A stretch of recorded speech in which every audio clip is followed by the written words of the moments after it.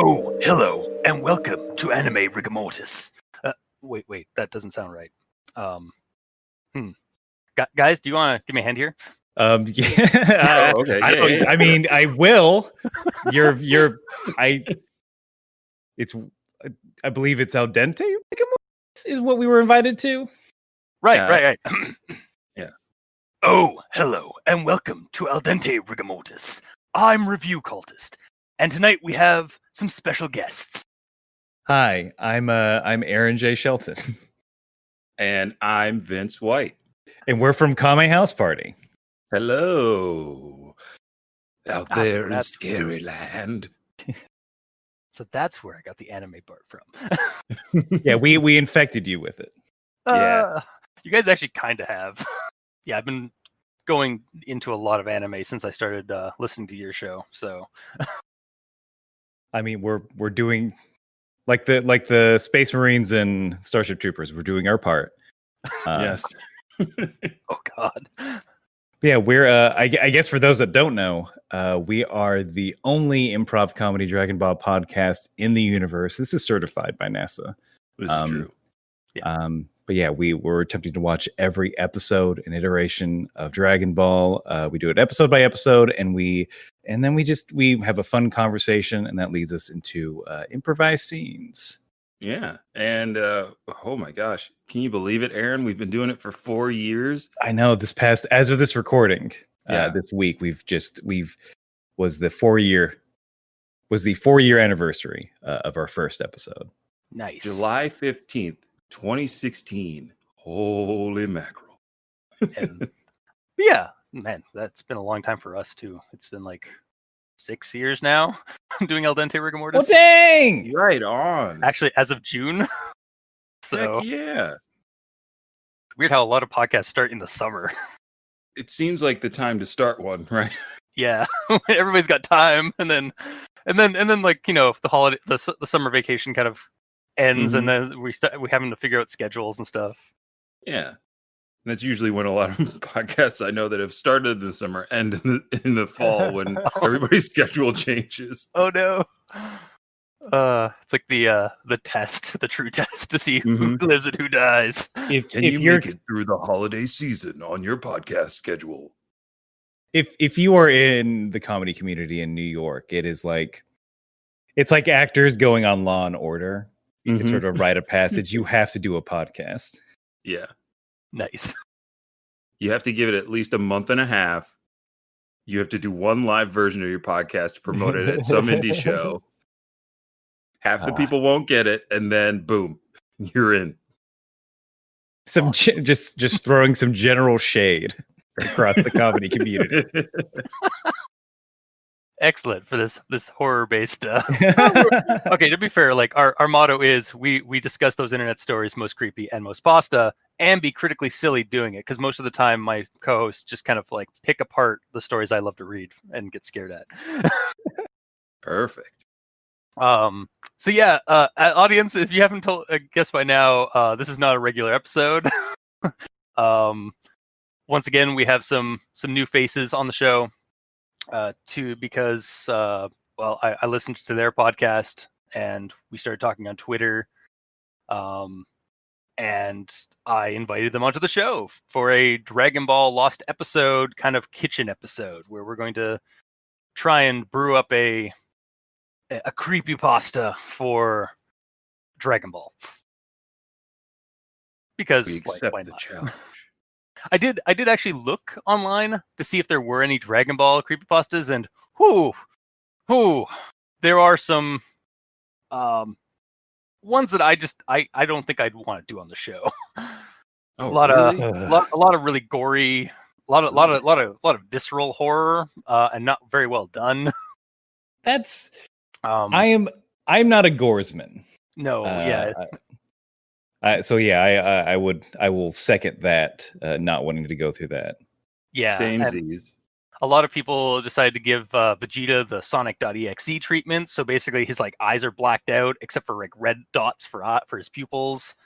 And he just goes around killing all the other characters in the show. Like that's the kind of Dragon Ball creepypasta that I was able to locate on like just a general look or search. But that just seems like an episode. I mean, I was gonna say, Aaron, we're almost there with this stuff. Yeah. He just has different eyes. Yeah. Well, you guys did kind of get the start of one back in on episode 130 of Dragon Ball. Or we're given one kind of with that episode. Mm-hmm. Yeah, that's so that episode is Goku's doll. It is, we have now since learned that is definitely a filler episode for those not, and so for those not in the anime know, filler episodes are episodes of the anime that are not related to the manga that the show is based on. They have to basically fill time. So hence until they catch up to the manga, so filler episode. But it's Mr. Popo training a young Goku, and he's like, "Cool. Well, I'm going to give you a sparring partner, and it's going to be you."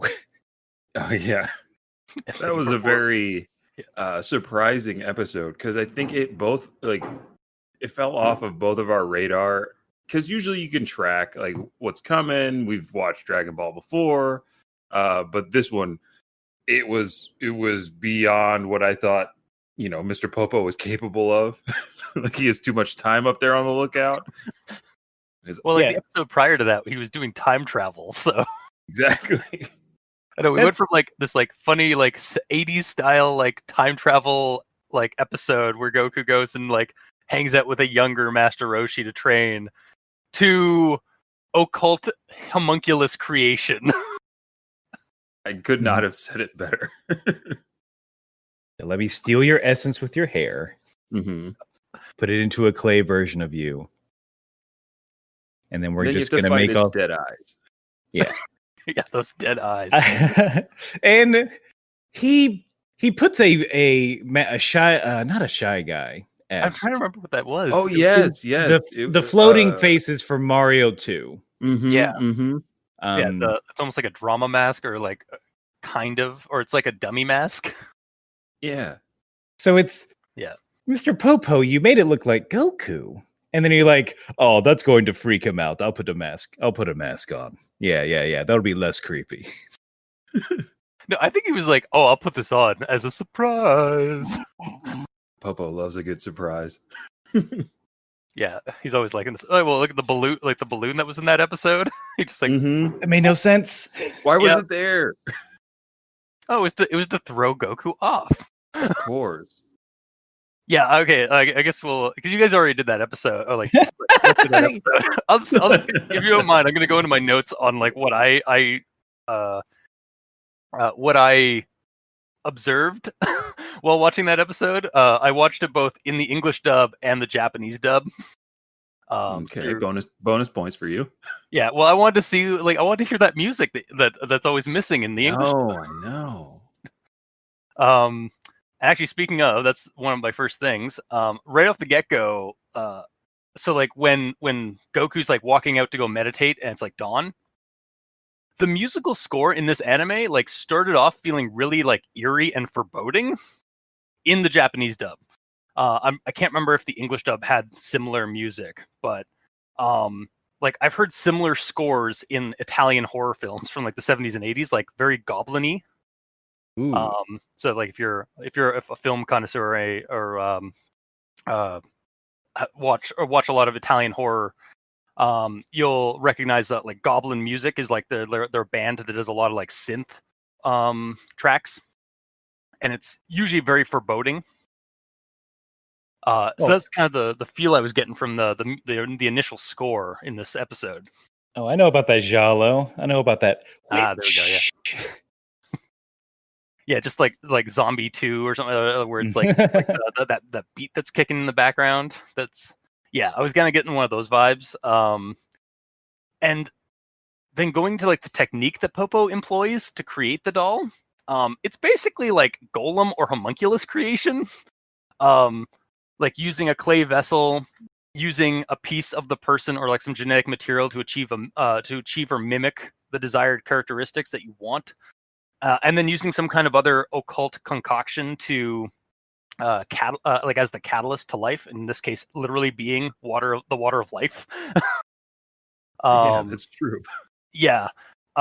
Furthermore, the fact that the energy depletes at sunset is actually concurrent with some occult practices for spellcasting, at least those observed in modern beliefs in media, like say Shadowrun or the Dresden Files. So like where basically like after like you want to like cast something before give yourself give the spell enough time before sunset or sunrise, because sunset and sunrise have kind of a cleansing effect on magic sometimes, or energies. So it might just be because it was exhausted and lost a lot of its energy fighting Goku, or the fact that they staged it to happen at sunset, and it was like occurring. It just like I might be looking too much into this, as I might be being critically silly here. But yeah, there's some information. There's definitely some like I noticed something, and I was like, oh, I'm just gonna write that stuff up for this. No, that is no. I think you're on the right track. I was unaware of the sunrise sunset sort of mechanics of it. Yeah, I did Google. I went onto Wikipedia to try and like make sure to make sure if that was if that was like a concurrent like actual occultism, or if that's just something that I had learned from like playing Shadowrun or reading the Dresden Files, because usually like a lot of magic or like when you summon a spirit in those in Shadowrun, at the pact or whatever you make with the spirit is over by like sunset or sunrise, and then in Dresden Files, a lot of magical effects start like waning at sunset or sunrise, because it's got like a cleansing effect. And so I did Google, I did check it to make sure that was somewhat realistic to occultism, at least in the vein of occultism being real. And I mean, there were some researchers kind of like confirmed that a little bit. I know how much you guys don't like research, but yes, we scoff at the practice. Yes. But dude, that is. I am on the fringe of occultism. Like I'm interested in it and fascinated by it, but I have not done a deep dive into it, because I feel like a lot of text is bad. A lot of text is like poorly written. Yep. I feel like because it's too scary to finish writing the story. I remember any occult book I get, it's like, so to do this spell you have to, and then like in parentheses like, oh, I can't go on, skip to the next chapter. Yeah, it's like the castle of except it's not the it's just the like the writer was too scared to write more. But yeah, $20 for this book, please. Yeah, a lot of my stuff is from my knowledge is from like running a lot of like scary horror scenarios for tabletop games. So, yeah, I have Simon's Necronomicon. That clearly legit version of the Necronomicon. I had growing up, my friend had a copy. He's like, oh, check it out, it's the Necronomicon. I'm like, that was from On Q. What are we? I don't think, dude. I don't think that's legit. It's a paperback. No, it's a transcribed version of Alziv's actual text. It's like, no. It was a little impressive until I'm like, oh, okay, this is. I understand the origins of all this. Yeah, it's also nonsense. Yeah, it's also until you realize that as you go through, like as you like thread through the book, a lot of the sigils are just copied and pasted. The same. It's just the same one over and over again. It is pretty silly. Vince, how out of your depth are you? At this point in time, I'm treading water. I'm trying to think of any like relatable experience to it, because I never really had a desire to be like pulled in by stuff like that. Like I think probably stemmed from me seeing Alien at a really young age. And like I really liked I think it kept my attention because it was sci-fi and it was like cool. But then like I had nightmares for years about the scene in the first Alien where the alien gives you jazz hands. It's when Ripley is crawling through the vents towards the end of the movie and like turns a corner or looks up or down, and the alien is just like, because I've watched it recently and realized how dumb I was for being, because that image, like I saw it over and over again in my baby brain, and that kept me from pursuing horrifying things.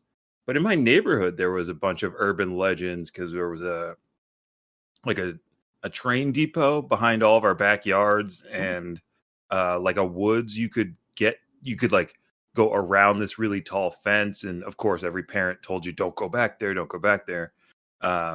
And my friend Cody's older brother, like we were hanging out one day and he came by and just like made us listen to this horror story about how a woman, like she was like so emotionally distraught over losing like her lover or something that she walked over to the train tracks and laid down until, like, she just laid there until a train came and put her out of her misery. And he's like, if you listen really carefully in the middle of the night when those late trains come, right before they blow the whistle, you can hear her scream. And so like whenever we would have sleepovers, we would all like try to stay up as late as we could to hear that train go by. And every time someone was like, I heard it. Did you hear it? I heard it. We can't go to sleep. Oh no. Wow. That is awesome. That is basically creepypasta before the internet. So, yeah. Yeah, my hometown, and I think a lot of towns have this, what they call a spook light, where it's, at least around my parts, the legend was that it was a train conductor who accidentally got their head cut off by a train.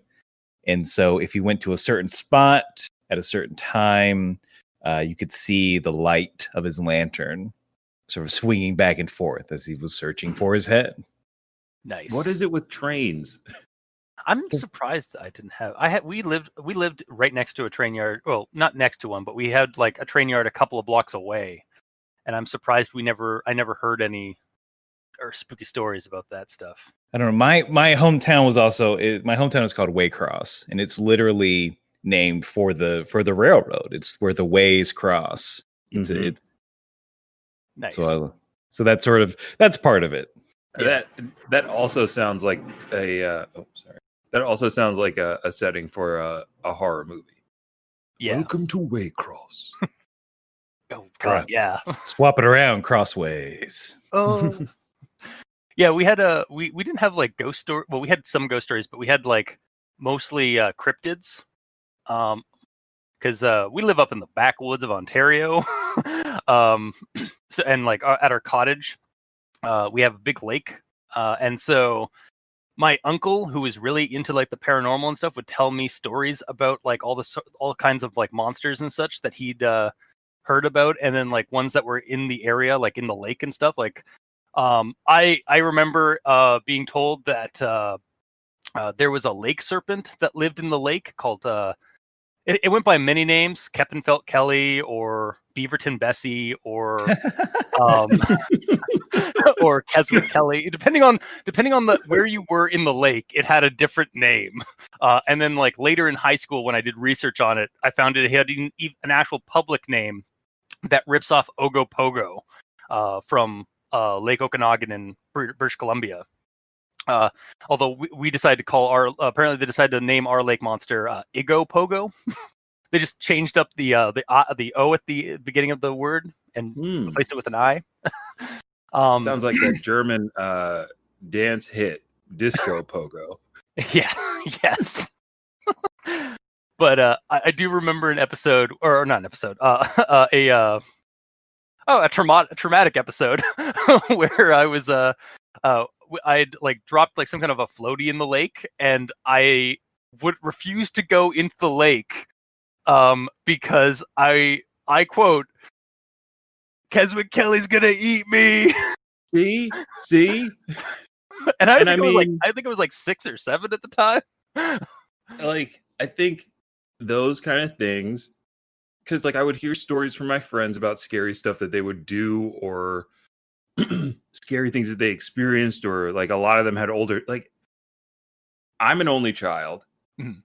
So I think I ended up getting like taking the fears that my parents had, which was like more almost practical things maybe. And then like when I started hanging out with my older cousins, and they started exposing me to like, come sit down and watch this movie with us, and it was like usually a horror movie or some intense drama and stuff like that. So I became more fearful of those things after like separating myself from my parents' influence a little bit more. Yeah, like you got early on, you were like getting hit by like real horror versus versus fantasy horror. My parents were like, don't cross the street, you're gonna get hit by a car. And so I hate like when my friends would ride our bikes around, and they'd be like, all right, we got to go to the 7-Eleven and we're gonna get Slurpees. And I'm like, we can't go to, like, if we cross the street, something terrible is gonna happen. And then eventually it became like, guys, I don't want to be in this dark part of the forest or the woods behind the baseball diamond, because people keep saying that there's somebody lurking around here.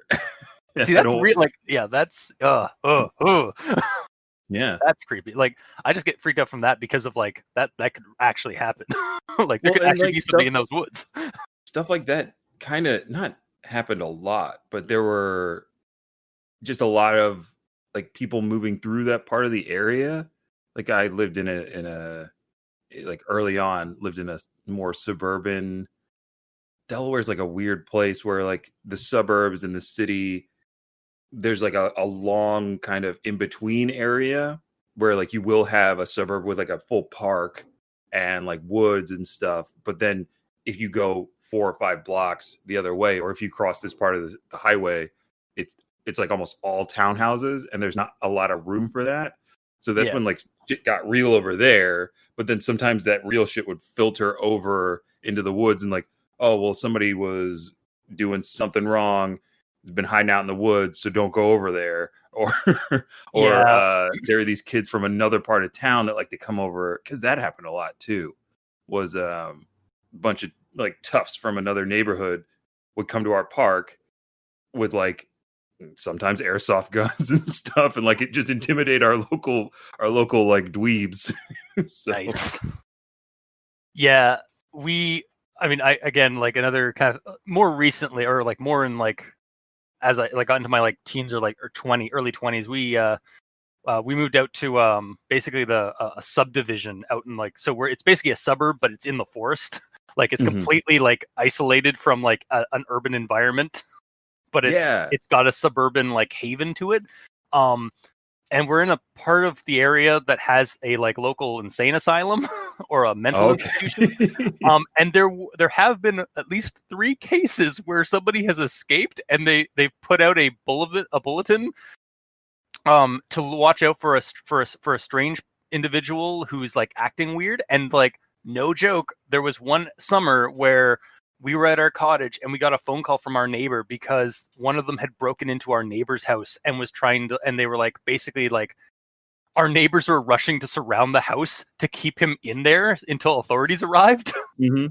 Yeah, like that kind of stuff happened. And then like we also have because we're like we're a ways out of Toronto area, but we've heard stories of like gangs in Toronto basically disposing of their refuse bodies up north.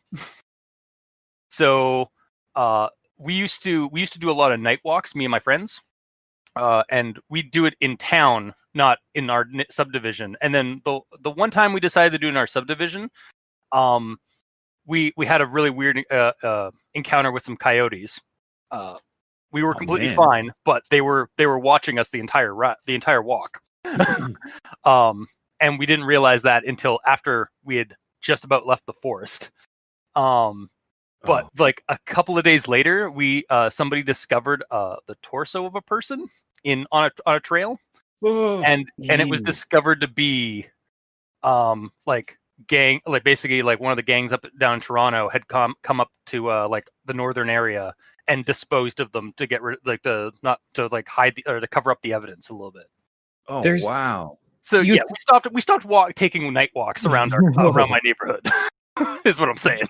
You essentially live up in the I guess the U.S. equivalent is the Pine Barrens in Jersey. Oh yeah. For what I've heard of the Pine Barrens, yeah, it's kind of the Pine Barrens. Yeah, up in the lake country of Ontario. Yeah. So I think the feeling that we do have like kind of like some spooky roots here. Oh yeah. Yeah, there's good. Childhood's very good for just the world scaring you. Yeah. In general. Also, gotta take it back to Dragon Ball for a second. Also, so like you got, I did also re-listen to your episode of this episode of 130. And you guys commented about like the homunculus, like when the other Goku. I'm just calling it the homunculus at this point. As he's like doing the Kamehameha, and he's like in the Japanese dub he doesn't talk, he's just mouthing the words, and then in the English dub he's like gurgling. Yes. So that just I don't know which is creepier, because like on the one hand, the Japanese dub's like silent thing just kind of adds on to the fact that it is clay, so there's no living internals, like vocal cords or anything like that in its body. It's just clay, right? So it doesn't have any like windpipes. But the English dub makes it a lot more organic because it actually has like a means of like vocalizing somehow. Yeah, almost like if it could exist for longer, potentially it would learn to speak. Yeah, and that's almost the scariest thing. And honestly, that's part of like an idea I had for our like kind of kitchen segment for like building it into like some kind of a creepypasta, is like kind of getting a body snatcher or like a doppelganger kind of motif to it. And then another thing that I kind of like I noticed, or like I question about the technique that Popo uses, if this thing like acquires all the techniques and traits of Goku from a single hair, and he has a tail, and if there's a full moon, does the homunculus go is it Ozaru? Yes. Yeah. Does it go Ozaru? Is it capable of that? So, how creepy is it? Is it creepy or derpy that it has like those red eyes instead of like the angry red eyes? Is it just is it Shin Godzilla? I'm glad that glad that somebody recognized that reference. Yeah, when he was a little baby. Yeah, just like walking around, he's got those like almost like kind of like the eyes that the homunculus has. If it does go Ozaru, then like it would be funny just to see it with those, just a giant thing with just blank beady eyes from Michaels glued on. And now I know what the title card's going to have in this episode. You're going to just draw the Ozaru, but with googly eyes.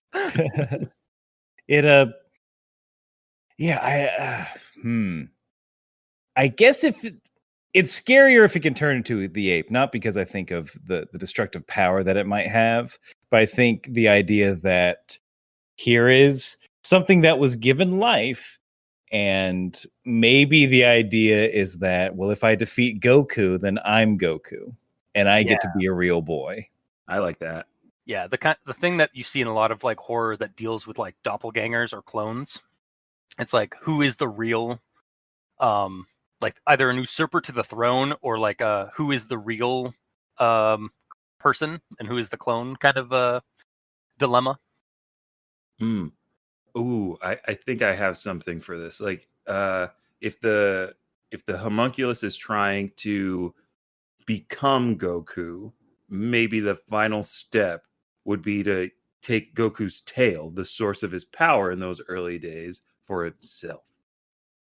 Oh god, like cut off the Mhm. actual tail and then transplant it to his own. Ugh. Oh god, like yeah. Or just I'm yeah, into it. any kind of consumption that it Yeah. might have to do. God, yeah. I just got back from we just got done with an episode with a creepypasta monster who like kills his victims and then starts eating the body. So, yeah, I could definitely see that. Because Dragon Ball has a history of that, of like consuming powerful beings to make yourself more powerful. Cell, Boo, Technically, the androids because they like drain people of their energy. Yep. Wow, I think yeah. they'd fall right in line. Or like any number of monsters that were in the original Dragon Ball cartoon. Like Goku himself just killing random sapient animals. And then roasted him on a spit. Yeah. Or Gohan cutting up the tail of that one dinosaur. Oh, that was so bad. Now it's poor T-Rex. So I guess you could take this further, where you imagine an episode where Goku's doll actually defeated Goku, consumed Goku, and then became Goku. Yeah, just went on a, you could say just went on a rampage. And I'm just thinking of, it's Kame House, it's night, you hear some rustling in the kitchen. Roshi comes down down the stairs, boop boop boop, and then all you see is the light from the fridge open. It's like, Goku, is that you? And then he when he gets in there, yeah, it's a Goku, and a Goku is just mon down turtle, shell popped open. Yeah. And then, or like the fridge is open and you just see Goku like slowly like peer over, and it's just like a single of the eye just peers like from behind the fridge door. Oh god. Yeah, it just like basically that would be like the lost episode of Dragon Ball where Popo is like, oh no, I didn't imagine this to work, and then like I didn't intend it this way, and then like he gets offed, and then the Goku clone goes down to like Kame House, or not Kame, Turtle, the Kame House. Sorry, I was like, he goes down from the Kame's lookout to Kame House. Yeah, Thanks, anime. We also get it confused. Oh yeah. And then like I was definitely thinking of like for a lost episode like creepypasta. So yeah, like like doing kind of borrowing some ideas, some techniques and ideas from like other things like Ben Drowned, the creepypasta. I'm not sure if you guys are familiar with that one. I am not. I am also not. Basically take Majora's Mask, the Zelda game, and have the ghost of a drowned kid in it that's haunting it, and the protagonist really wants to play Majora's Mask off of his because he remembers it from his nostalgia days, and finds that copy at a garage sale that some old man is selling, and like gets it really on the cheap. And then as he plays the game, the ghost starts possessing a song in the game that basically duplicates Link, and like turns like whatever form he's in that game. And when he does the song, it creates a statue, like a wrong statue of him, kind of like the doppelgangers from this episode. Because it's just a statue that you can use as like a weight for things, but it's like a version of your character, but it's like wrong in the face and like or wrong somehow. And then in the story in the game, as the person's playing the game, the statue keeps following him throughout the world. And then eventually it starts kind of coming into the real world, and like he starts seeing it in the real world, like as he's like going through a drive-through at a restaurant, he sees it in the bushes and like starts freaking out.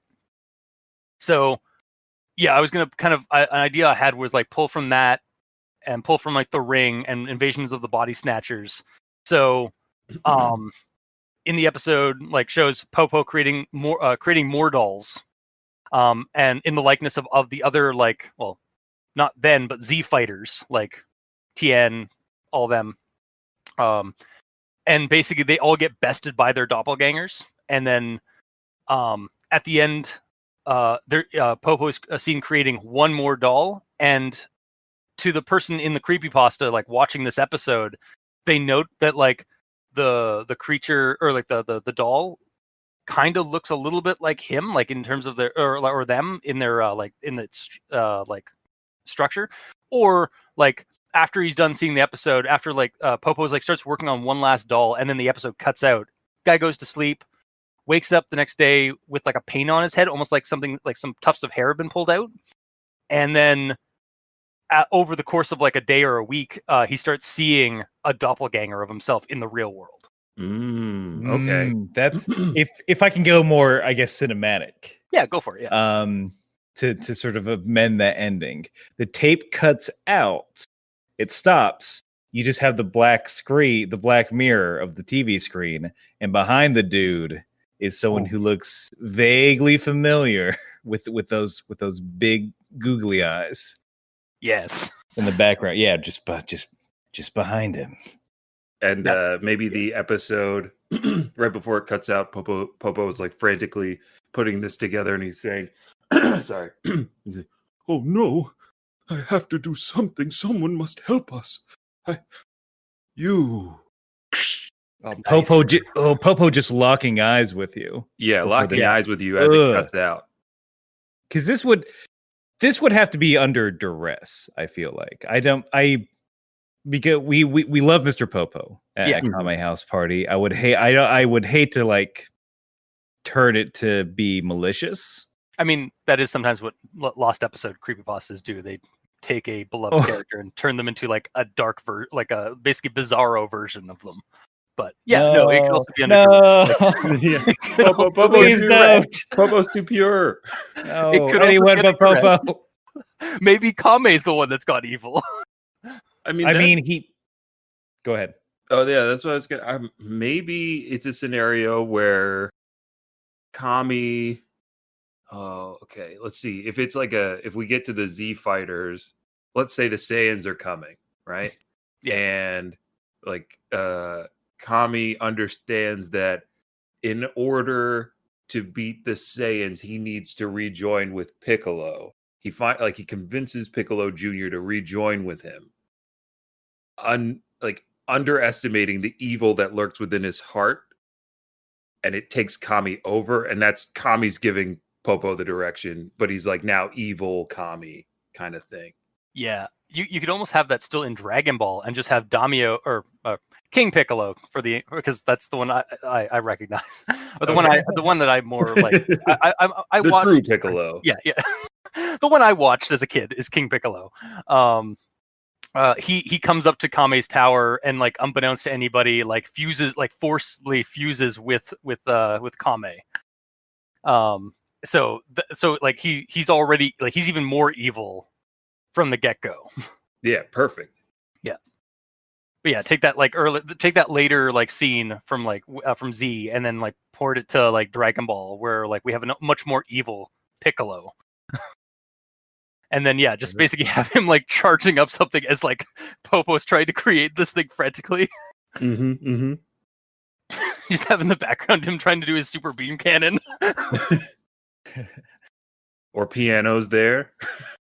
Hurry up, Popo! Yeah, exactly. Have the Piccolo gang. Tambourines there. Drum. The names. So ridiculous.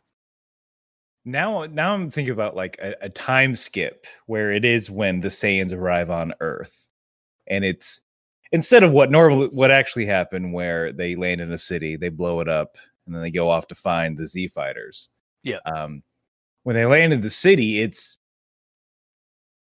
it's weirdly you still have the people there, but we're just in doll world right now. So I like it. Yes. Yeah, they just imagine they land, everyone just staring at them, and then almost like a World War Z, where it's just a rush. Mm-hmm. They're just and like, what? They're all like, all the dolls have like energy blast. They all know martial arts. And then it's Vegeta and Nappa trying to escape Earth. I love it. After their pods have been destroyed by these homunculus. Yeah, and they're just like, how can we? They're countering our moves. I don't know, Vegeta. This is pretty scary. I thought Earthlings were supposed to be weak. Just give me a 5-minute scene of Nappa just crying in a corner, saying, "I'm sorry for all my sins that I've committed. I don't want to die like this." He's telling Vegeta, like, Vegeta, this is what we get for all the planets we destroyed. This is our comeuppance. We need to get the Dragon Balls and wish for our sins to be absolved. Slap, slap. Yeah, we just want like the Walking Dead or the Walking Doll. The Walking Doll. Oh God. Oh, there it is. I think Dragon Ball Z, the Walking Dolls. I feel like I will draw that mock-up of a Walking Dead poster, which is Nappa and Vegeta on horses walking into Atlanta City.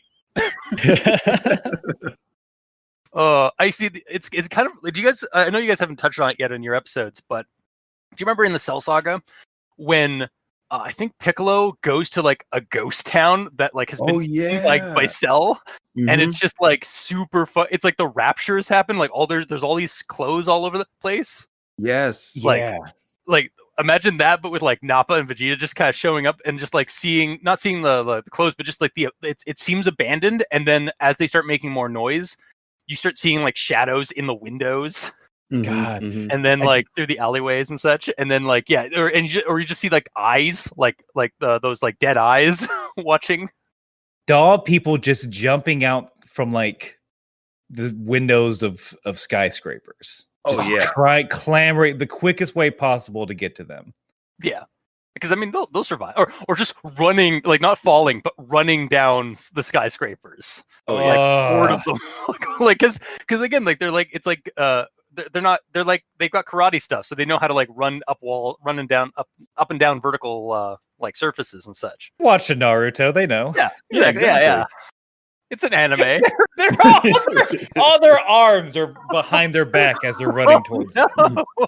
Oh God! Shouting, "Believe it!" But because they're dolls, it just comes out as "Believe it," or mouthing the words. Like we get close to them, they're just they're all mouthing "Dade Bayo." You know, I'm pretty sure in Dragon Ball Z, like I remember in the opening, there is a scene of Goku doing Naruto Run. Like as he's, or like I think I have seen them like as they're running, like he's got his hands like out behind him, like as he's running. I feel like they were more T-posing. Maybe than hands. Yeah. Oh, yes. The arms out run. Yeah.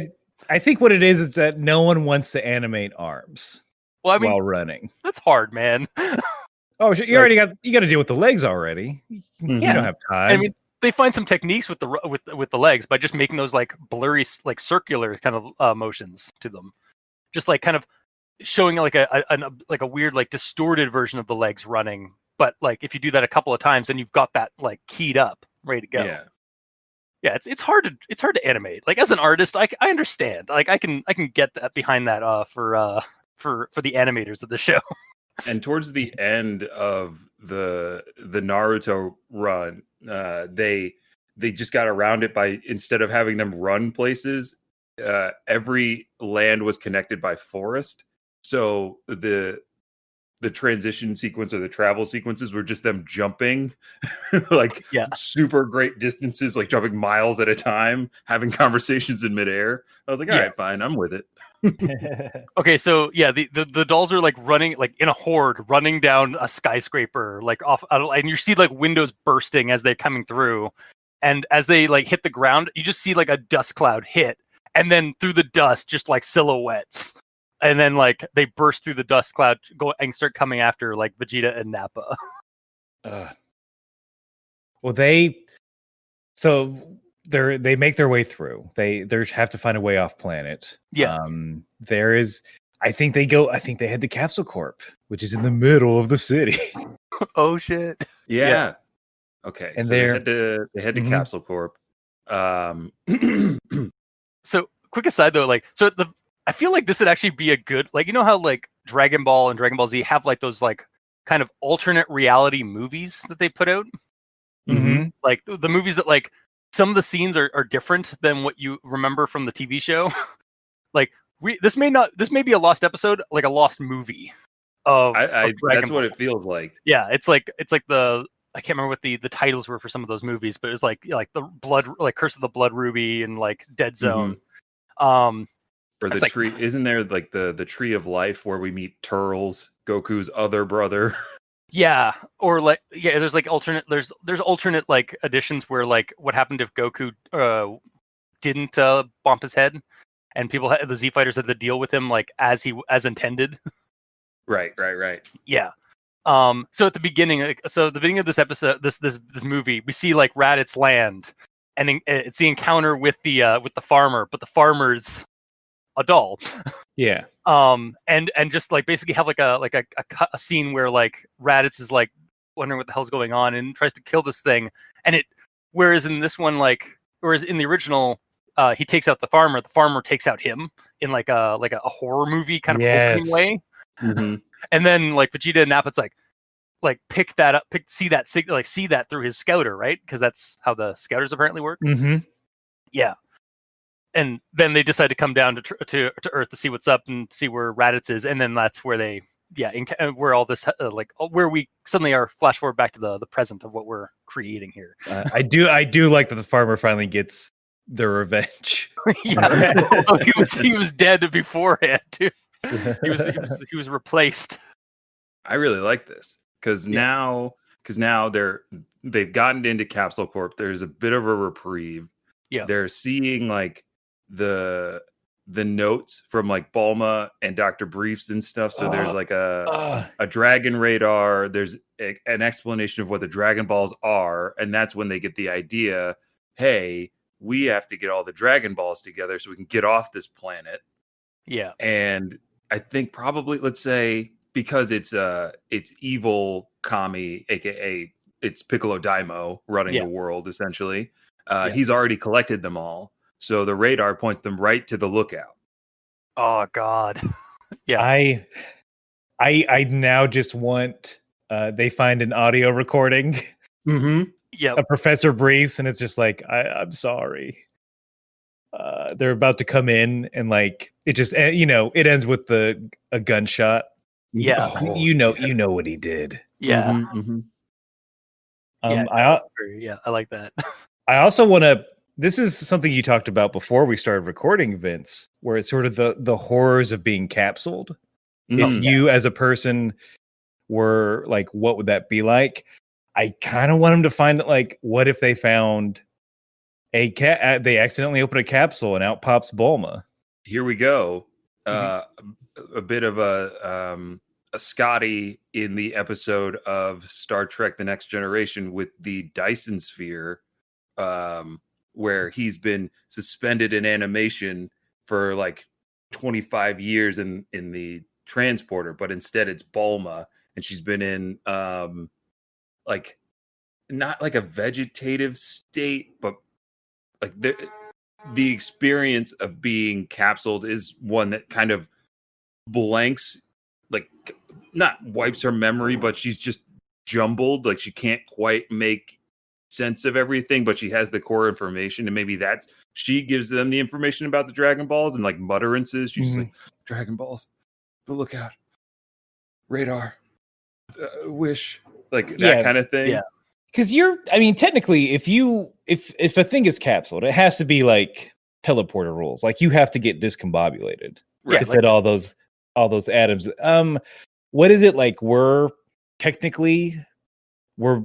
Every item has like so much empty space within it. If you just look at like atoms, it's like so you can think of it. Sorry. Yeah. So yeah, it's like, oh well, what the capsules do is they just take all your atoms and zoop, get them real close together, so you can fit in. I mean, that worked really well for people who weren't in like a suit or something in the Ant-Man. Snot at them. God, that was so like why doesn't he just sell that weapon? Anyway, we're not going to Marvel. Why didn't he just sell that weapon? Like that will like weaponize aerosol PIM particles. Yeah, that could go really dark really quick. But yeah, it's like the capsule core or the capsule tech was not meant for organic life. I mean, they've done it. Have they? I can't. Organic, yes. When the first King Piccolo came around, when Chiaotzu, Krillin, and Master Roshi died, she put them in these, I guess, hyperbolic chambers, and then capsuled those, and then put it in an underwear drawer. Okay, so they actually then they followed the rules of the Ant-Man movie then, because they were in a container before they went into the capsule, so they were safe from. Apparently, like they were like safely transported into the PIM, like using the capsules because they were in something first. Okay, because that's apparently how that worked in Ant-Man. Anyways, yeah. so yeah, Bulma's like Professor Brief's last minute, like this is the only way. Capsules his daughter, knowing that it's dangerous as hell, but it's going to be better than. Well, maybe it's going to be better than the fate of getting attacked by all these dolls. Being the last human alive. Yeah, that's great. That works out well. Usually. Yeah. Will Smith is doing fine. Well, ooh. There's a bit of an entanglement happening. So. The quantum entanglement. Jada, what was it? Well, it was a quantum entanglement. This is such a crazy world we live in where everybody's punking Will Smith. This is so wild. I can't get over it. Sorry to digress. It's fine. Welcome to our episode. The Tangent Police have not arrived yet. We're good. Yeah. So yeah, no, I like how this is going. Like just going from like just Planet of the Dolls. Just everyone's been usurped by their respective dolls, and then like occasionally we'll just get like scenes like cut up to Kame's lookout, and we're like evil Kame or is it Daimo Piccolo? Yeah, or Piccolo Daimo. Piccolo Daimo, I believe. Piccolo Daimo is just like read. Staring down off the edge of the lookout. It's like excellent.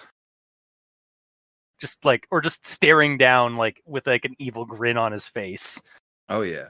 There's okay, so technically you can't to get to Kami's lookout, you have to climb up Corrin's tower. You can't like just Nimbus cloud it there. Like when the Z Boys had to train with Kami, they too had to climb up the tower. So the Saiyans, they discover that, we can't just fly up there. We keep like it's not working. We have to actually climb this tower. And now I just meant like they're just dolls all over the tower. I kind of like roaches. Yeah, I kind of like the idea actually of they get up to Corrin's tower, and Corrin's not there, but there's not Yamcha, Yajirobe. But he's also fine. He's not a doll because he ate his doll.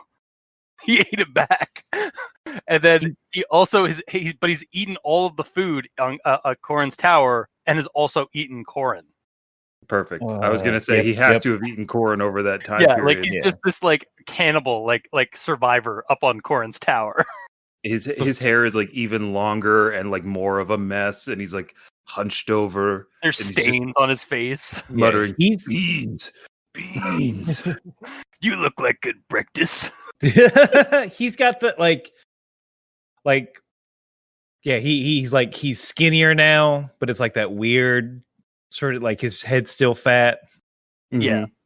But he's just his robes are very loose on him, and God. like he just sees two big old meals just walking up to him. And his sword is like rusted with like the residue of the dolls and also the blood of Corin and anybody else he's had to kill or maim for food. Yeah, like maybe some other like people have like made it up. Maybe like other people have made it up to the tower, like thinking it was salvation, only to discover the true horror of man. Exactly. Yajirobe. Yajirobe still has to cut off the Saiyan's tails. Yes. During this encounter, just to like, they can't go ape. Once they get up, they're at a disadvantage.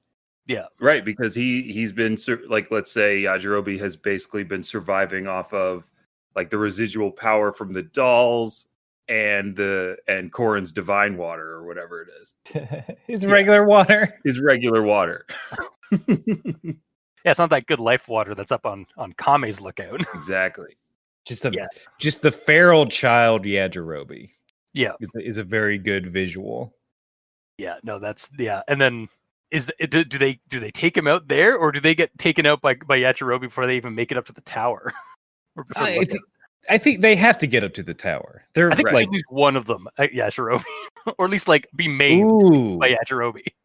Oh, here we go. So Nappa's like, Vegeta, I'll take care of this guy. Don't worry. Blah blah blah.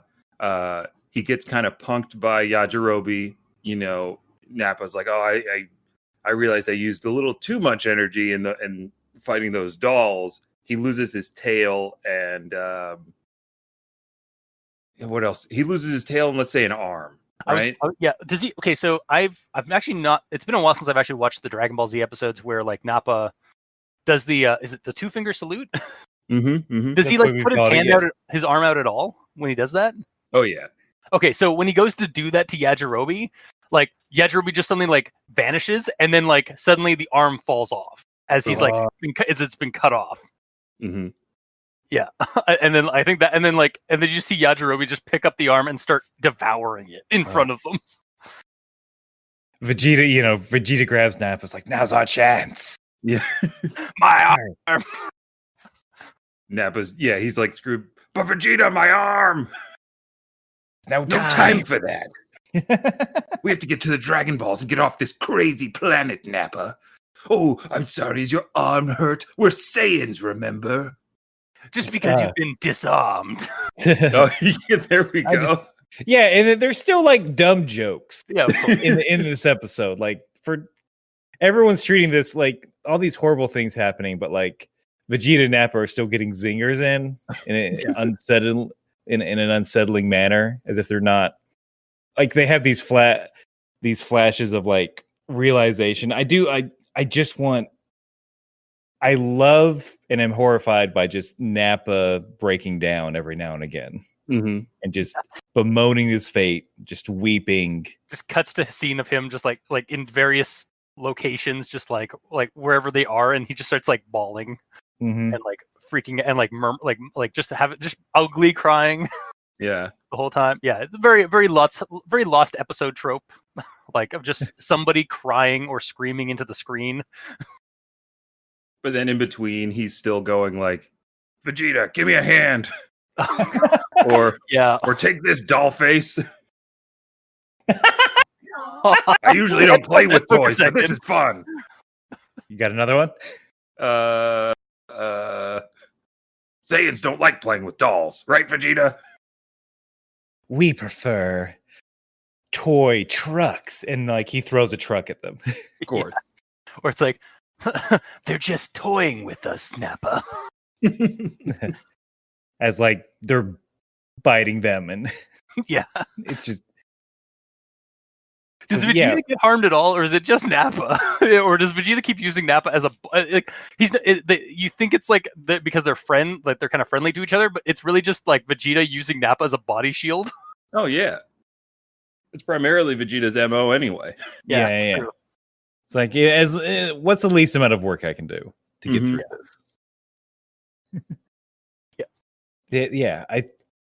So they're on the lookout. It's, I guess, the showdown, the climactic fight, but I feel it can't be a fight. No. Ooh, yeah, It has to be like there has to be like kind of a loose scenario for. Mm-hmm. I think I have it. All right, so they make it up onto the lookout. It's like silent, right? Popo is at the entrance and is like, sweating and shaking, and is like, powerful warriors, please come, speak to the Piccolo Daimo. He can grant your wish. They go in, and Popo's he's making dolls. Like he has not stopped. His hands are just raw. I hate to say that, but do we make Popo look like kind of like emaciated and like? Absolutely. Like basically like a sweatshop like victim, like, or do we make him like he's been working really, like he's basically been like worked to the point of like inhuman suffering, like like real sinewy, like an Iggy Pop sort of look. Yes. Oh God. Yeah. And they walk past him, and of course Nappa has another like zinger, being like, Popo, more like, oh no. Wow. Hey, come on. I've just tried to hold it together here. Just please end this. Look like you need a hand, but I don't have one to lend. I do need a hand with ending this horror that has befallen this world. Please just go in. No zingers. It's a no zing zone. I always want Vegeta, like at that point, Vegeta's like, don't worry, I've got this, and just like blasts Popo, but like, that is mercy killing. Yes, there was. That's right up Vegeta's alley. Absolutely, he would even say like, so you're the one giving us the trouble with those stupid dolls. Playtime's over. Ooh, there it is. There we are. I'm not gonna lie, I was worried if like, am I gonna be able to like keep up with like the Dragon Ball voices, but I think I'm doing okay. No, I think so you too. Do great. I think Vegeta has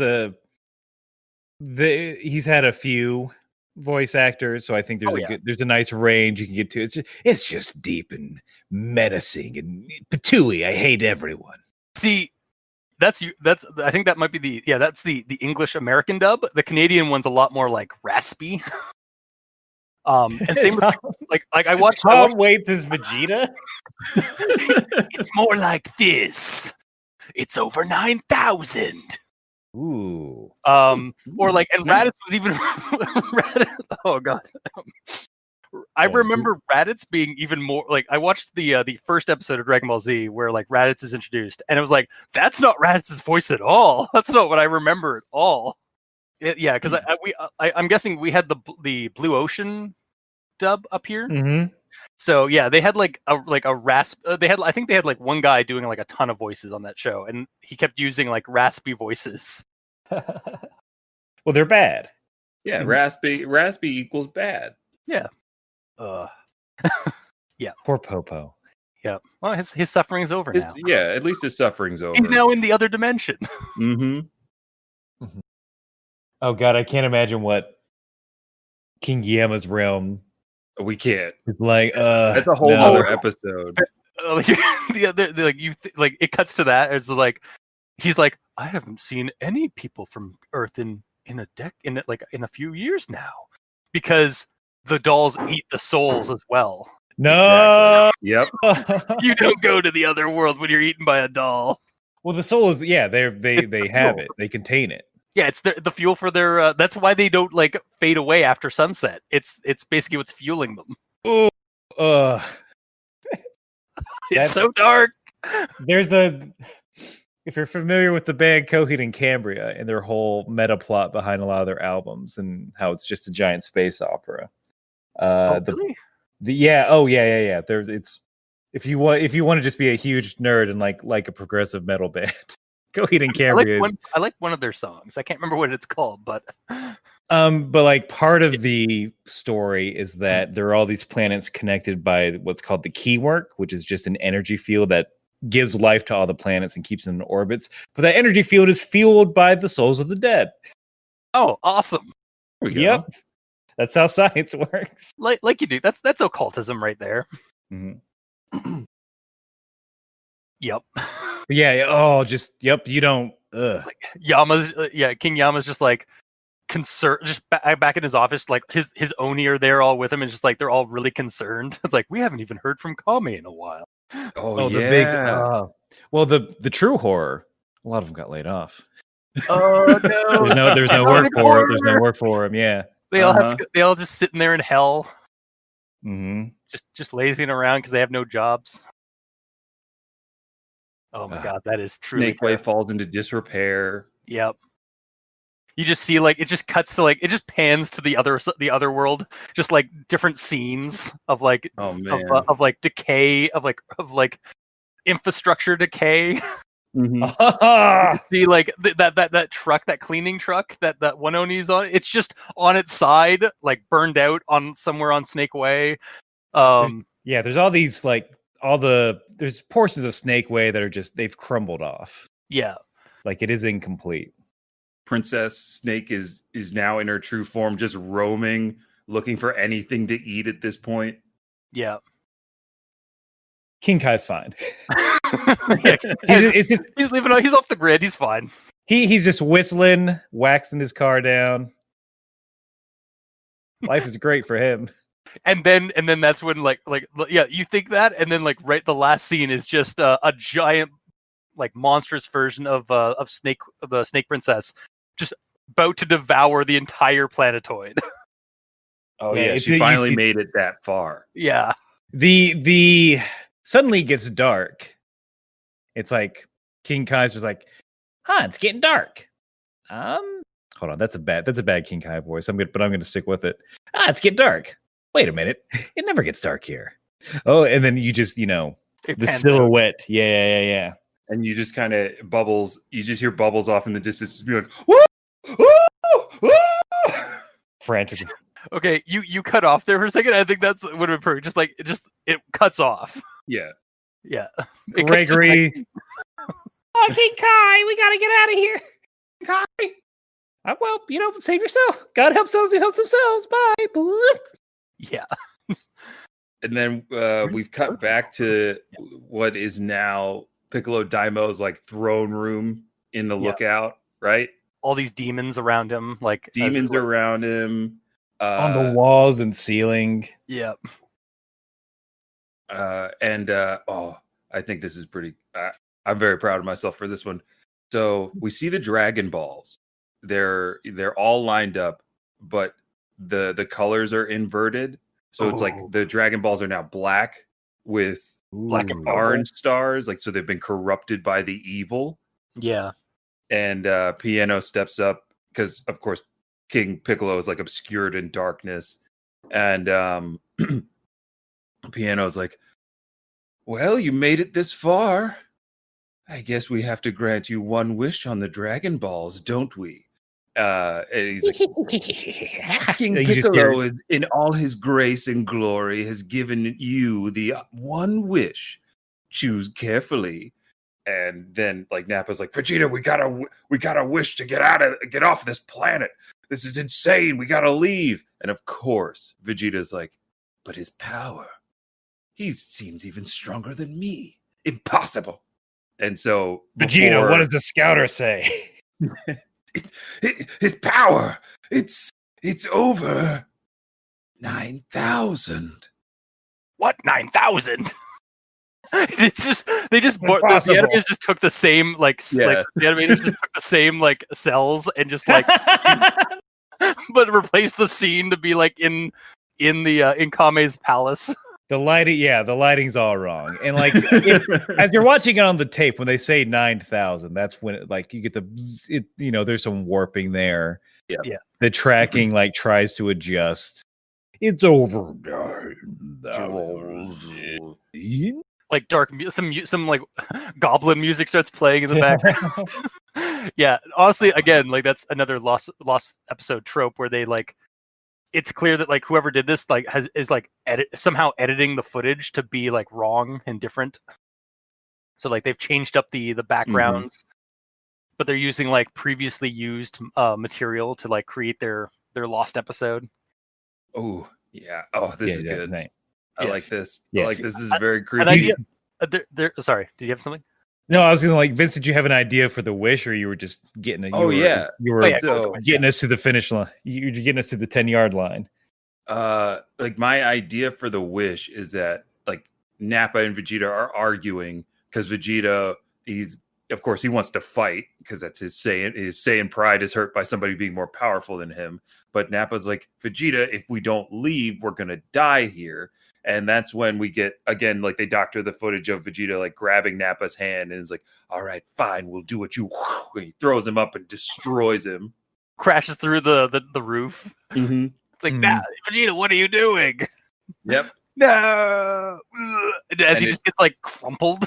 Uh-huh. Oh god. You guys haven't gotten there yet in your episode. Well, you'll probably have gotten to that episode by the time maybe it's posted. I think it's here. It's here in the next, maybe tomorrow. We'll see. Yeah, I think tomorrow we might be talking about that exact moment.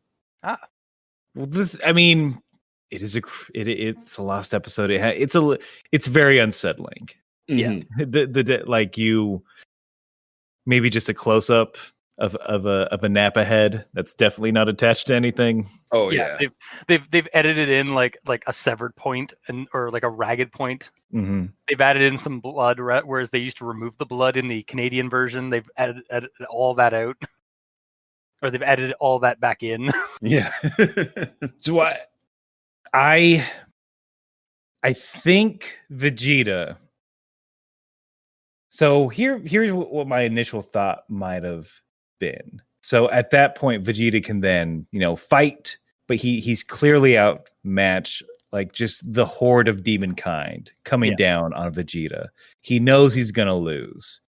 He's grasping for the Dragon Balls, and he makes a wish. I don't know what it specifically would be like. I guess just get me off this planet. So yeah, it could be that, right? Or because the original wish that that Vegeta wanted to do was like for immortality, so he could fight forever. Oh no! Maybe he wishes for immortality, and because of the darkness in the Dragon Balls, it's like a monkey paw situation. Yeah, and he becomes a doll. Ooh, yes. I was also going to say that, like, if depending on the outcome for this, like if Vegeta somehow manages to get all the Dragon Balls out and like go somewhere to like summon the dragon, he goes to summon the dragon, and like as the dragon like shoots up into the sky, he makes his wish, and then it's revealed like right too late that the dragon himself is a doll. Oh yeah, something has to be like super off with the dragon. Yeah. Why is your like it's it's backwards. It's Twin Peaks, the Red Room, like yeah. It's reverse Shenron. Here, hang on.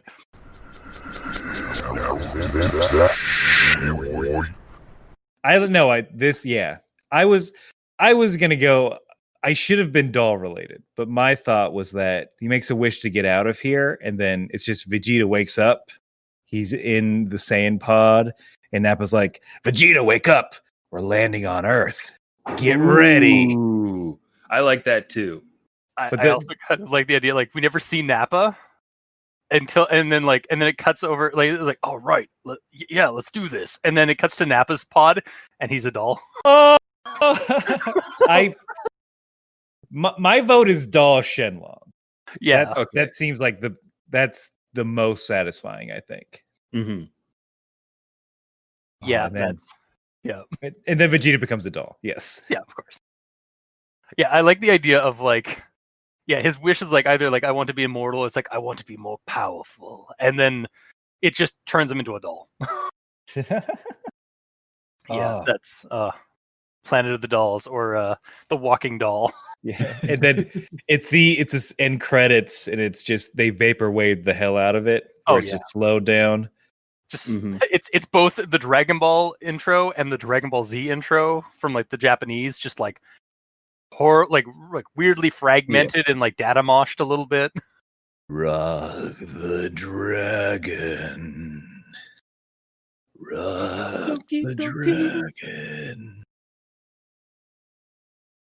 Dragon Ball Z. The credits come down. It comes down like the title card, and it says Dragon Doll Z. Oh. Yes. all the names are replaced with the word doll somehow. Yeah. or puns on doll, Dolly, John Dolan. Eventually it just becomes doll. Like at the very by the the halfway point, it's just doll repeated in a single line, like a single vertical strip of words. Well, you see in the end credits for Z, at least where we're at now, it's just Gohan sort of walking, and then other characters join him, and then as you get through those credits, the doll eyes start appearing on all the characters. Yeah, that. Yep. Oh. Yeah, and then this whole thing's just being transcribed by some narrator on a creepypasta website. the only image is the VHS case that's there's a cover but it's burnt, and the on the tape the label is handwritten in ballpoint pen. Yeah, the walking doll. Mm-hmm. Yeah, is it one of those clamshell? The old Disney Warner Brothers cartoon movie things. Yeah, it's got to be one of those. And it's partially melted. Hard to pull apart. Yeah. Just you're afraid to put it in the machine. Mm-hmm. You don't know what's going to happen. Is it going to eat the machine? Is the machine going to Is the machine going to eat it, or is it going to eat the machine? Suddenly your VHS has a doll. Doll eyes. Your mom comes in. Yeah, sorry. I was gonna say, Dad comes in. Are you winning, son? And it's just the doll eyes. The son turns around. He's got doll eyes. Doll eyes. Yep. Dad walks out. Is I told you not to sit so close to the TV. Oh God, that's some Candle Cove stuff. It's you came into the room. It's I'm gonna go watch Dragon Ball Z, Mom, and then you just sit in the front of the screen and watch static for 30 minutes. You had a really visual imagination. I always wondered why you suddenly developed googly eyes. Yeah, so, I don't know. You were 13. I'm it's just a phase. You outgrow it. You've been collecting your friend's hair, and I don't know what these kids are doing. These days. And you start playing with them in the mud a lot in the backyard. I mean, you're dabbing every once in a while, so I'm well, it's just a thing. Maybe it's a TikTok thing. You're dabbing. Oh God. It's a TikTok trend, Mother. It's the doll challenge. By the way, can I have a piece of your hair? Take your essence and put it in a clay simulacrum and see what happens. Oh my God. Gets you the most likes. Yeah. So this doll version has a Twitter feed. This tall's got a fucking BuzzFeed article about it. Yeah. Oh God.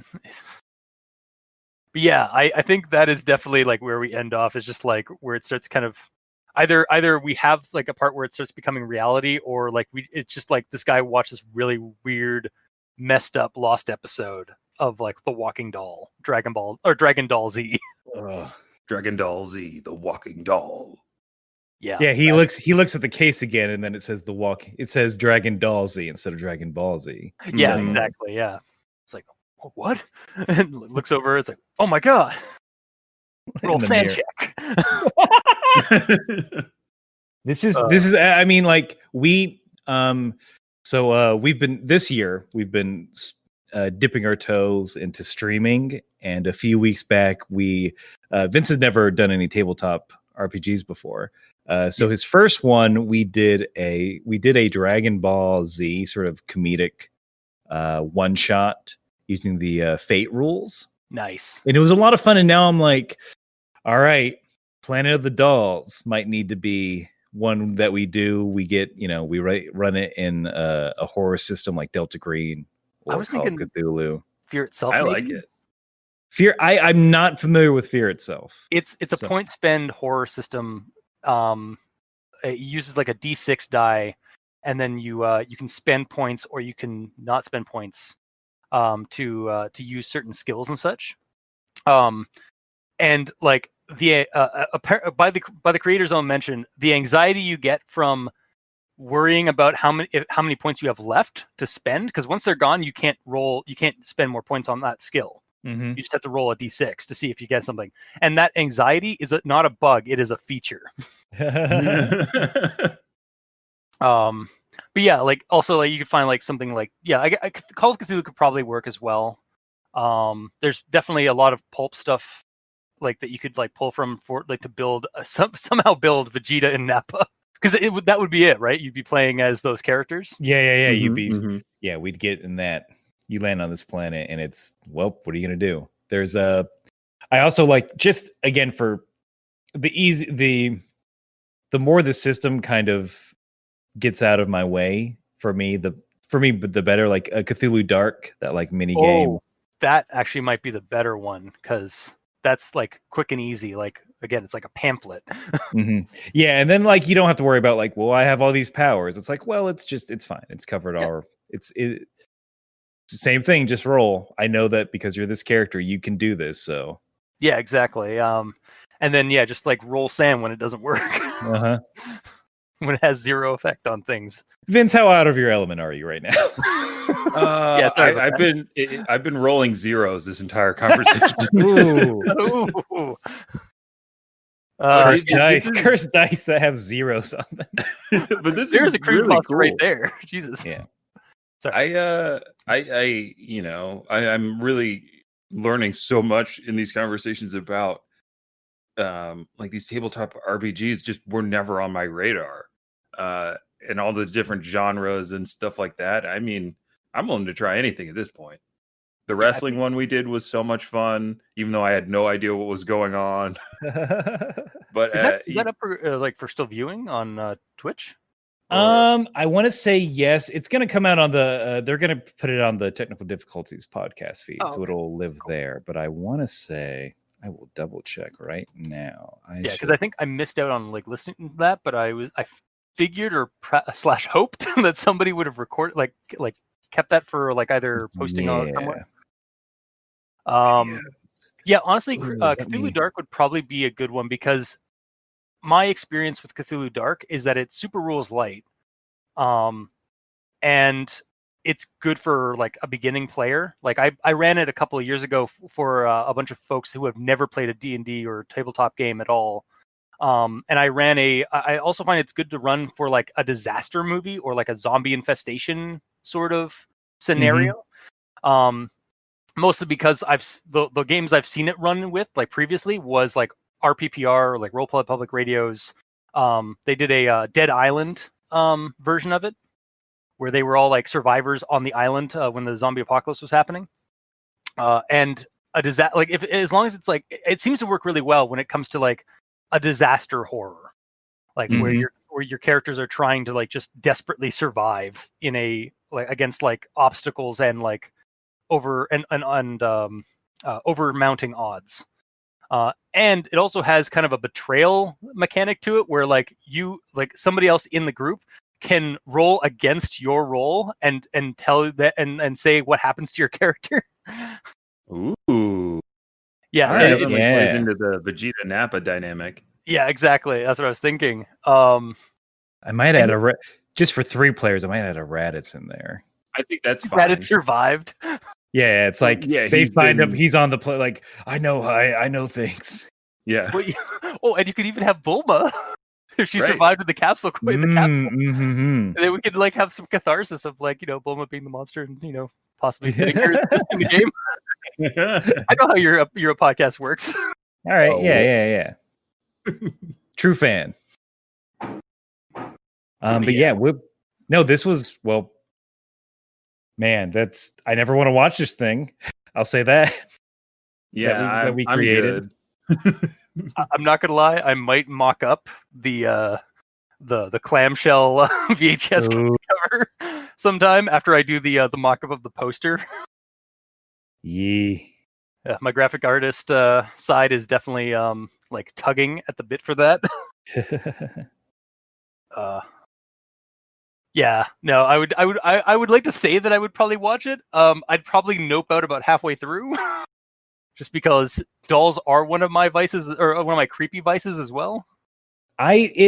For me, it plays into the identity aspect. I think that's Yeah, one of the most terrifying things is loss of control, loss of identity in horror. Like an invasion, even like the 1950s invasion of the body snatcher is still extremely frightening to me.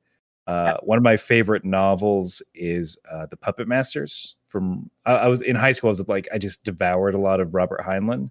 oh yeah, And that was one of his that I read several times, just because here's an alien that controls you and you don't get to pick what you do anymore. yeah. I think it's also the scariness of the thing too. Yeah. Where it's who is being taken over and Yeah. not, and then the idea of like, how do you know if you've been taken over? Mm-hmm. Yeah. At the same time, There's a newer movie that came out that's very Body Snatchers-esque called Assimilate, I think. And the creepy tell is like when you say something or do something wrong around these things, or when they realize that you're I've only seen like the trailer, and I think it's on Netflix right now, at least in Canada. I'm not sure if it's in the States. But it's like if they know that you're like from the trailer, if somebody does something that they think that you're onto them, they suddenly like let out a cry to the rest of them, and it's like the human's face suddenly like the lower jaw distends like way too long, like the flesh stretches out. And it's like a really, it's not even like a big like large mouth opening. It's like a thin, like kind of a narrow like mouth opening, as like the lower jaw just keeps extending down to like the chest almost, as they let out like this weird like cry to the rest of the hive or whatever it is. And it's like set in like a small town in like the mid to southern states. Okay. Yeah, it looks really creepy. Like, and it's definitely I definitely got like an Invasion of the Body Snatchers kind of vibes from it. So not too I know that you just said like like that kind of shit like scares you, but like there's I still watch it. Well, like Body Snatchers is frightening because it was like when you go to sleep, you're taken over. Yeah. You know that thing that everyone has to do? Yeah. And the thing, if you don't do, it will actually drive you insane. Like your brain will just become a feverish nightmare. Yeah, you'll start hallucinating and then possibly just die from it. Yeah. Yeah. Definitely that's a good note to leave off of. Just existential terror. Just a reminder to get your 8 hours and never sign up to be on that Netflix show where they sleep deprive you and make you do menial tasks. Wait, what? Oh, God. What? It's a game show. It's a show about having a job? Hey-o! Oh, I forget what is it called? Life? It might be called, what? I think it might be called like Stay Awake or something, but they basically sleep deprive these contestants and then are like, solve this like ring puzzle where you have to get all the different pieces apart and stuff in like 30 seconds, or make a stack of quarters and don't let it fall, but everybody's like sleep deprived and all that. I haven't watched it yet. Why are game shows now either torture or humiliation? Or have they always been like that? Yeah. No. Like they got really inspired by Japanese game shows and the Saw series, the Saw trend from like the early aughts. And they took that line, "Would you like to play a game show?" I think we can add one more genre to the game show sphere, which has become like the giant game of chance. Like there's a big Plinko one. Yeah. And then Dax Shepard has it's a 50-foot wheel that you spin. Great. Jesus. Yeah, the game show is Spin This Wheel. Oh God. So yeah, we basically like focused really heavily on this one Dragon Ball episode. And created a hilarious a dark a dark twisted lost episode from it. Is there anything else that you guys have noticed in Dragon Ball that would be like good fodder for that kind of stuff? Or I mean, we're not there yet, but when we get into the Android saga and like kind of what Dr. Gero is capable of making, I think would be pretty interesting. Like, or the remnants of the Red Ribbon Army, it is something that could be explored, because in the tower there was that purple monster creature thing that Goku had to fight, and it wasn't clear if that was like made by the Red Ribbon Army or captured by them. And so we could maybe think about what other experiments they're doing or creatures they've captured, or if the Red Ribbon Army has made a portal to the other world, or something like that. oh God, so then we'd suddenly have a Doom scenario where they they've created we have to go to Goku has to go to a facility and take on like the legions of the Home for Infinite Losers. Yep. Or like ADR is like the new Doom guy. Like Bulma's upgraded ADR to be Doom guy. He's got to rescue Sinnoh. Mm-hmm. Jeez. Oh, There's God. I mean, or heck, even just have Sinnoh as like as a protagonist as well, because like she wielded a gun once almost. She gets Ripley-ified. Yeah. Oh yes, of course. Yeah. That'd be rad. ADR, Sinnoh, and Goku. That's a dream team. The world of Dragon Ball is fairly dangerous, not just with like the different dinosaurs and creatures running around, but like superhuman beings who can destroy planets and galaxies eventually. Like, just being a normal person in that world, like existential like terror that people must face on a regular in that world. A demon took over the world for like a week and started the purge. Yeah. Or like, unbeknownst to most people, Vegeta could have just stayed up in space and just nuked the planet from orbit, i.e., like blown it up completely. A whole city was destroyed. Yeah, by one person. Yeah, that sort of dread of just, and even like say you're someone you're living out in the woods by yourself. Well, I'm on dinosaur guard duty because there are dinosaurs everywhere. Suddenly, this is Dino Crisis or Jurassic Park. Mm-hmm. Right. Yeah. I'm trying. What other things could lend itself to? I mean, like I feel like there's a lot of untapped, horrifying things about Majin, like about Majin Buu. Oh yeah. Because like what is it? The backstory is like Majin Buu was a creature, I guess, developed by Babidi's father, like conjured by Babidi's father, and was only stopped by one of the greatest Kais, right? Yeah, very like the most like selfless kind of Kai or something like that. And then like when it got devoured, some of those like nicer traits kind of stayed in Buu. That's like the first Majin Buu that we see. So I feel like there's got to be something there, and like there's lots of moments in the Buu saga where Goku and Vegeta, like when Goku and Vegeta get eaten by Buu and have to get their friends out. Like that was also a lot of like evil Piccolos and Gohans that they had to fight and stuff like that, and like visions and it was in that like weird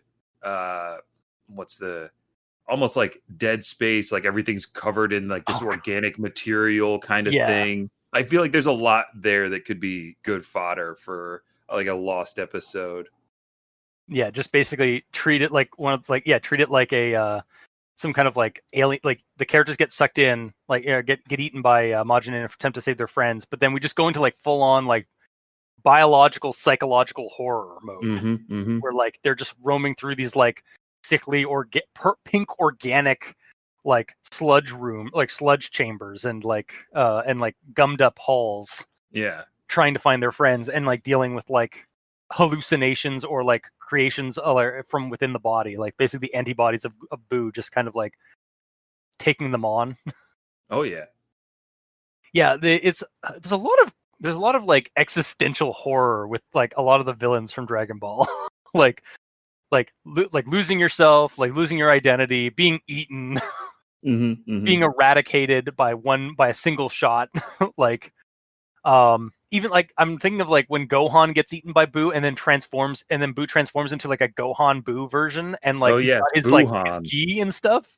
Yeah, Buhan. Yeah, and he starts like taunting his father, I think, or taunting his adversaries, like almost as like a Buhan, like Gohan Boo, because he like uses their voices too. Yeah, like Boo does, and like that's one of the things with Cell is that since he's made up of all the cells of the greatest Z fighters, he knows all of your techniques.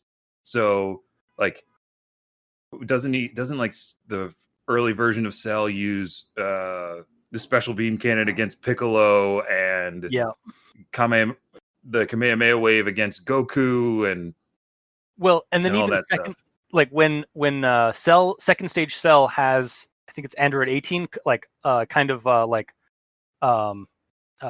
not pinned, but like basically like she's on the ropes, and he starts using 17's voice. Yes, and telling them to like accept her fate and such. Like that's fucking terrifying. Yeah, there's wasn't an aspect of Cell the way they got Cell knew all their moves is like they had been Jiro had been recording all the Z fighters secretly for years. Yeah, and getting their blood samples, like getting samples for Cell, like to make Cell the perfect Z warrior, basically. Mm-hmm. Yeah, just that idea of like, wait, there are cameras following us everywhere for how long? Since when? What do you have? What has been seen of me? Who's watching this? When did they get the genetic material? Like, does the Red Ribbon Army like apparently have like a Black Ops team that they just never? Oh, that would be pretty rad. Like they were kind of bumbling in Dragon Ball, but did they actually have like a much more like we never even saw Jiro in Dragon Ball, right?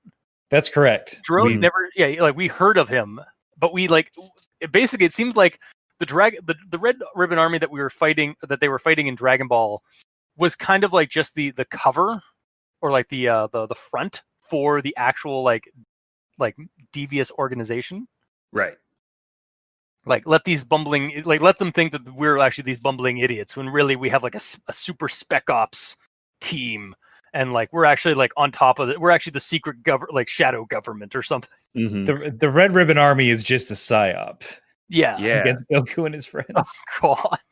Like it reminds me a little bit of like kind of Resident Evil, like with the Umbrella Corporation. Yeah. And maybe there's room for a lost episode that's like the darker side of the Capsule Corporation. Like how did they get this technology? Like why do they have it? Why is it consolidated to one family? How did it become so ubiquitous? Yeah, like I mean, Capsule Corp, it's shown in the series as being this like benevolent group, but like, come on, reality shows that is never the case. Mm-hmm. I mean, just look at the Waltons. Exactly.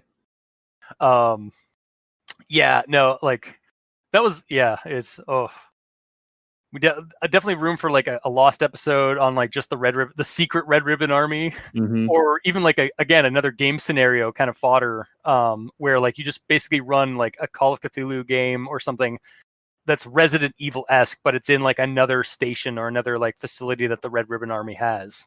Mm-hmm. Well, there's also the horror of like the reverse of it of being in the Red Ribbon Army and Goku comes. Oh yeah, that's a good one. It's like from that perspective, it's like no, that is a horror scenario. Yeah, this all-powerful beam is just destroying you and your friends. That right there is a slasher flick game. Like, I don't know if you like slasher flick is basically where you have multiple characters. you can play as like the victims, and then like the big bad is the slasher villain, like Jason Voorhees, or you can create your own kind of thing. I think Role Playing Exchange and Role Play Public Radio have done multiple episodes where they do that, and one of them was even like you were playing the bad guys in a Die Hard-esque like scenario, and the slasher villain was basically a version of Bruce Willis's character from Die Hard.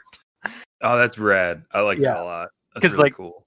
It's basically like that, in that kind of gameplay. Like you play as the a slasher flick is just an action movie on the other side. Mm-hmm. And I feel like you could also just do that with Cthulhu Dark as well. So like again for like rules light system kind of thing. Just like have like one big killer who's like impervious to all your attacks, and you're just trying to survive. On that note, Aaron, what was the island that Aurelie was on? Penguin. So what? Penguin Island, right? Because it's based off it's based off Dr. Slump, his earlier manga, and it's also had an anime adaptation. Yeah. So what if Penguin? There was like an opposite to Penguin Island, where it's just as bonkers, but it's all horrific. It's Bizarro Penguin Island. Yeah, Bizarro Penguin Island with like this Bizarro Aurelie and all her friends, or fiends as they would be on that island. So and of course, like she's unstoppable and all that stuff. I'm sorry, what? I did do a little bit of research on Penguin Island because, again, listening to your show, and like I started kind of deep diving into like Dragon Ball lore just because I was listening to the episodes and I was getting into Dragon Ball again, and into the Dr. Slump stuff. So the little Cupid kids that hang out with Aurelia, they're actually angels. According to the wiki site. So, and Aurelia herself is actually a robot or an android. She gets corrupted by Dr. Giraud instead of making Cell. Maybe alternate Penguin Island is just is basically like a test ground for androids. And there we go. Like experiments. Maybe they've captured like some angels. And they're a lot less of the cutesy angels. They're more like creepy angels. Yes, do like straight up biblical where it's just a bunch of burning wheels and eyeballs. Guys, it's just Evangelion in Dragon Ball. I think it would be pretty rad and terrifying to see. Yeah. What would you call that island though? It's like first my knee jerk reaction was just to like, okay, what's penguin spelled backwards? But Nui Gip Island? Yeah, Nui Island. But Vulture Island, and just another bird. Yeah, go with that. Vulture would work because it's a much more like kind of an uglier and less friendly, at least like in stories and works of art and such. And Aurelie backwards is just Alara, and that sounds biblical and evil almost. Yeah. Yeah, just an evil scientist who's like been working under Dr. Giraud in like one of these other spec ops settlements, trying somewhere. To upstage him, maybe. Yeah, so he's like, I'll make this perfect, the perfect like creations. It like goes from like being like the comedy series that the Dr. Slump series is to like just being like a complete and utter like horror show. Boy. Yeah, all the other residents on the island are like, no, we were trying to leave. Yeah, she won't let us leave. Oh god, so it's Dr. Plum. Mm-hmm.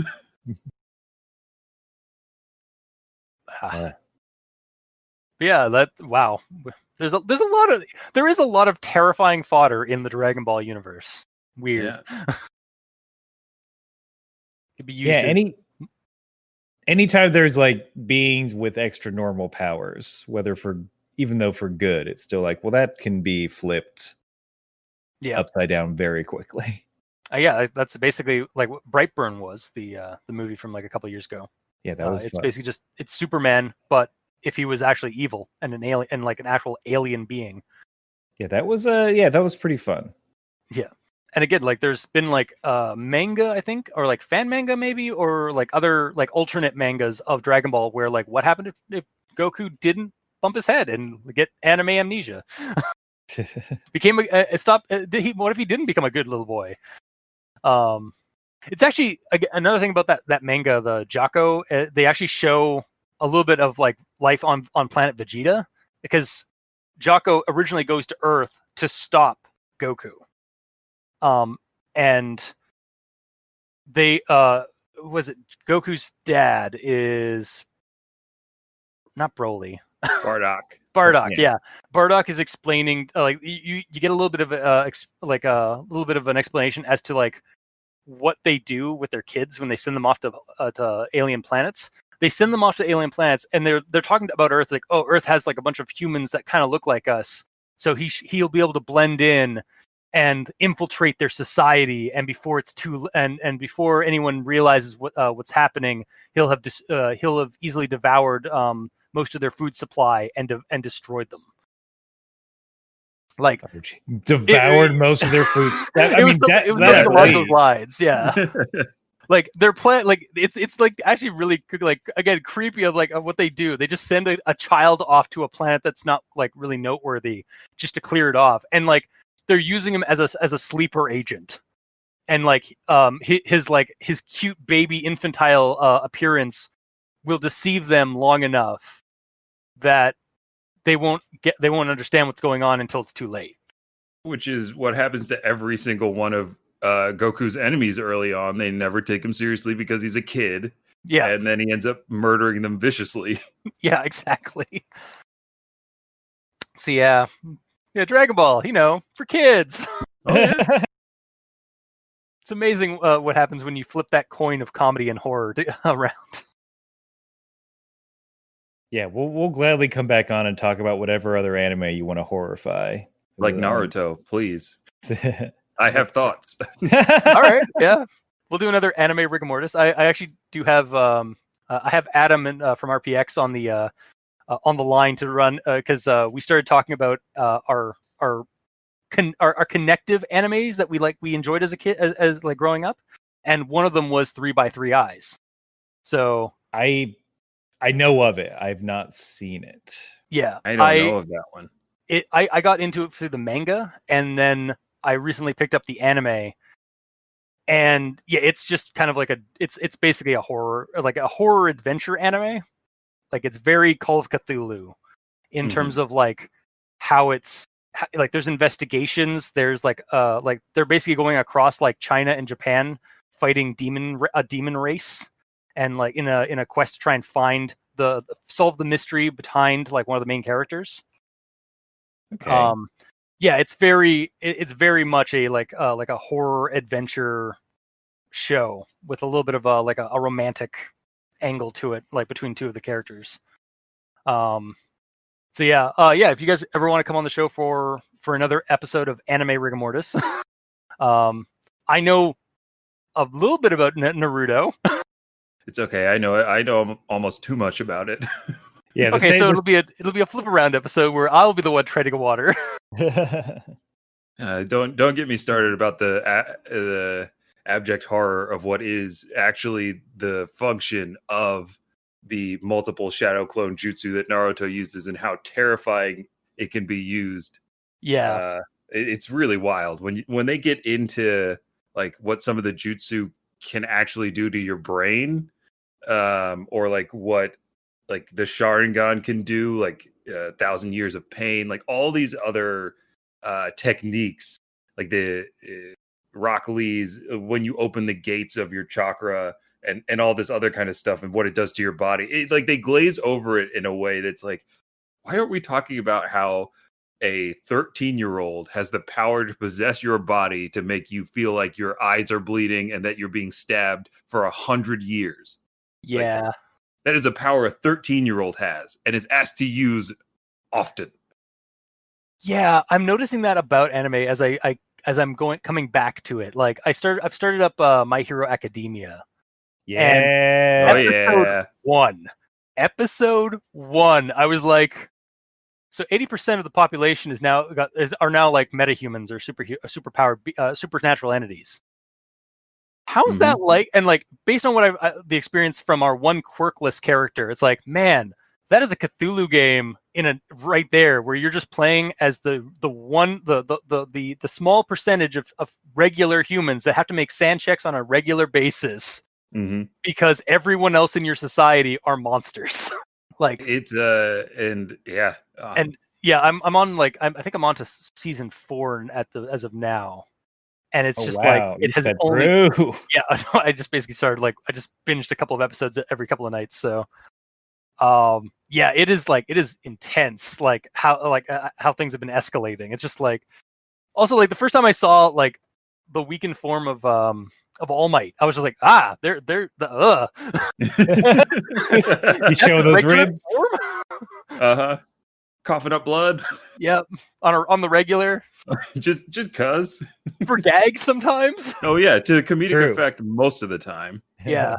Or like that character that's just a black hole inside of a spacesuit. Yeah. Black hole, or a sentient warp gate, or a sentient comic strip. There's a character that Aaron and I were talking about this early, like the other day, because I started reading the manga because I just cannot wait. And there is some lore that I don't want to spoil for Aaron that I hope will get touched on in the new season, but also, Aaron, might be another movie. And it's very interesting. They may have talked about it. I'm trying to think. Who is it? Like, Stain's whole thing. Yeah, the hero killer.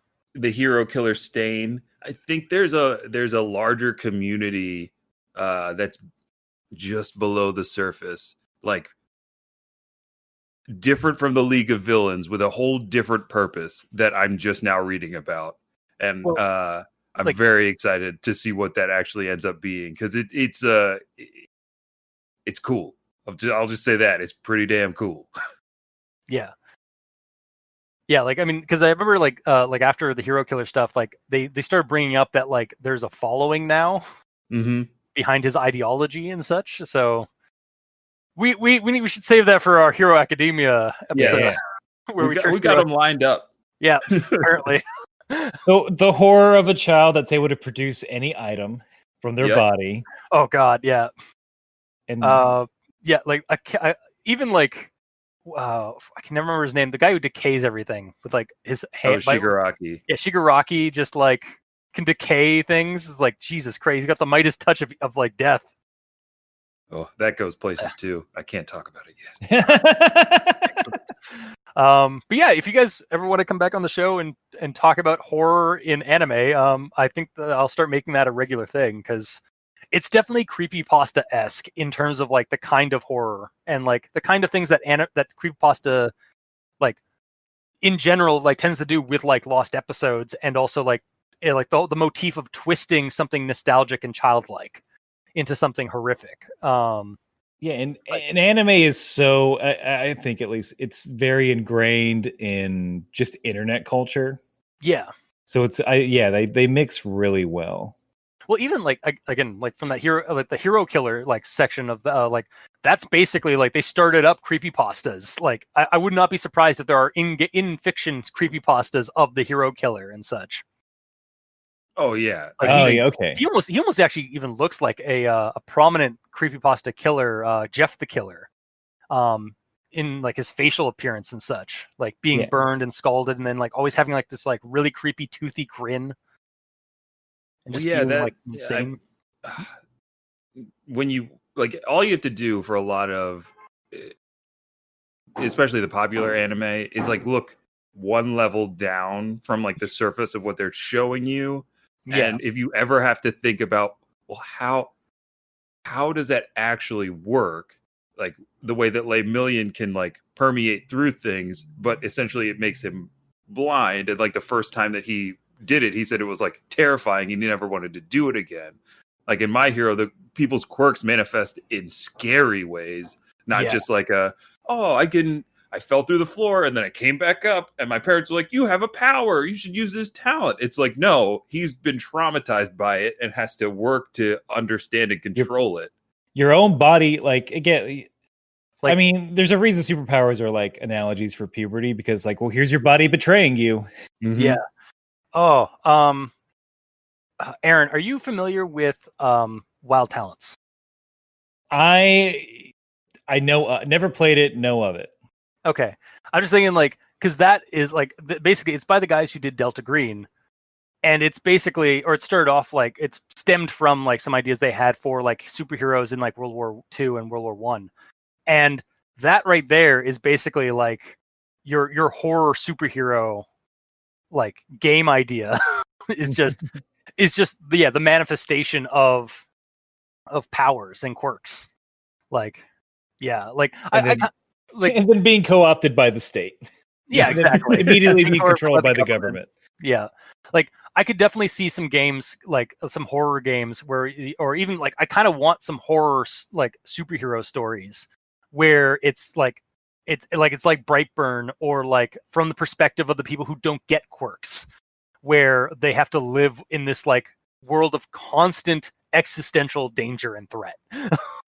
Yeah, like it's definitely there's definitely a lot to talk about, and we are going way over for our initial Dragon Ball one. So I think we should probably stop it there for now.